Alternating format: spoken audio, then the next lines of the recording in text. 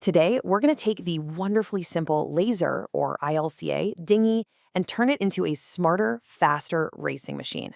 We'll do it by looking at a few pro-level tweaks that make a huge difference out on the racecourse. You know, this quote from our source material really nails it. The beauty of the laser is its simplicity, but the secret to unlocking its real potential? It lies in these small, clever modifications. These are the little details that separate good sailors from great ones, making the boat work for you, not against you.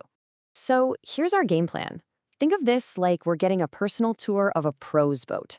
We're going to start at the back with steering, move up to the engine room, the power controls, clean up all the rigging on deck, install a must-have tow strap, and finish with one tiny part that could literally save your entire race.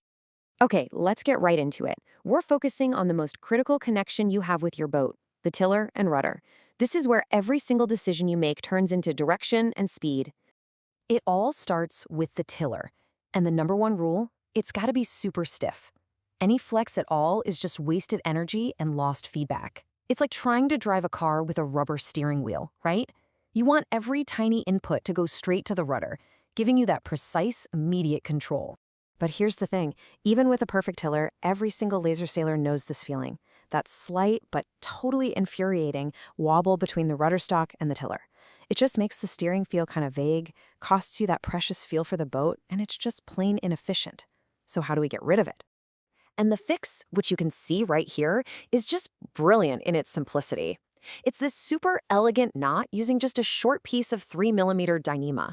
By passing the rope through that slip knot and back to the cleat, you're basically creating a mini purchase system, which lets you pull it incredibly tight. The result? No more wobble, just a rock-solid, super responsive connection, perfect steering. All right, moving on from the stern, let's talk about the boat's engine room. We're talking the kicker, the downhaul, and the outhaul. These are your power controls, and the whole goal here is to make massive adjustments feel totally effortless so you can constantly trim for maximum speed. Now, this is where it gets really interesting. It's all about mechanical advantage. When you upgrade these systems, especially that downhaul to an 8-to-1, you can pull on insane amounts of load without being a bodybuilder. What does that mean for you? It means you can play the controls constantly, depowering and repowering through every single puff and lull. But you know, a system is only as good as the rope you run through it. And trust me, not all ropes are the same. For that high-low downhaul, you absolutely need a tough 4mm line that can take a beating. But for the outhaul, where there's less load, the big enemy is friction. So a soft, slick 3mm Dyneema is perfect.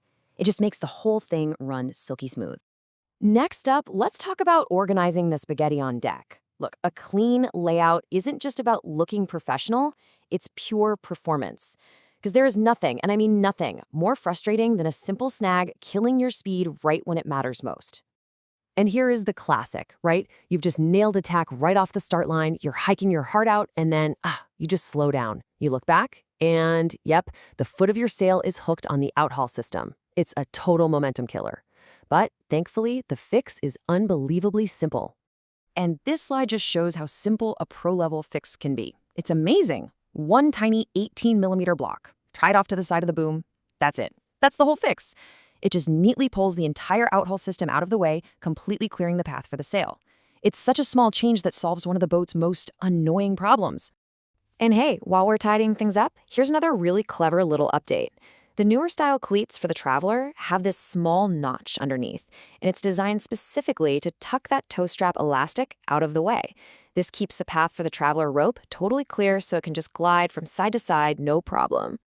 Okay, on to our next upgrade, and I want you to pay close attention here because our source calls this an unbeatable system. They even say it's a must-have for every laser sailor. When you hear words that strong, you know it's a game changer. An adjustable tow strap with a simple purchase system lets you customize your connection to the boat on the fly. In light winds, you can pull it bar tight for maximum stability. When the breeze is on, you can ease it a bit. That lets you hike more comfortably and effectively, getting your weight out further and sailing flatter for longer. It's all about maximizing your power and endurance. For our final stop, we are zooming way in on one tiny little component. It might look insignificant, but believe me, this has become one of the most critical failure points on the modern laser. If this thing goes, your day is just over. So let me ask you this. With all the extra load from the newer, stiffer MK2 sails, what do you think is the single most common gear failure when it's blowing hard? Hmm? It's not the mast, it's not the boom, it's this little guy, the kicker key. This tiny metal pin is the linchpin of the whole Vang system, and it has been under a ton more stress these last few years. You see, the problem was pretty simple. The increased kicker loads were just too much for the old, thinner keys, and they were shearing off, of course, usually in the windiest conditions. The good news is that Laser and Harkin fixed this with a stronger, thicker key. So here's your homework. Go check your own boat today. Make sure you have the new, beefier version. It could prevent a catastrophic day-ending failure.